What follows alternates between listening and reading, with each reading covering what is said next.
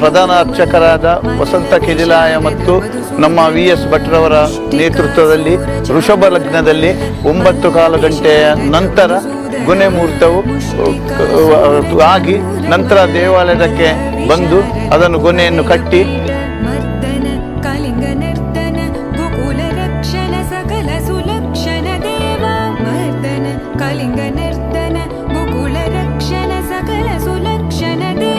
ಇವತ್ತಿಂದ ನಮ್ಮ ಜಾತ್ರೆ ಶುರುವಾಯಿತಂತೇಳಿ ಪುತ್ತೂರು ಸೀಮೆಯ ಮಹಾಲಿಂಗೇಶ್ವರ ದೇವರ ಜಾತ್ರೆ ಶುರುವಾಯಿತಂತೇಳಿ ಲೆಕ್ಕ.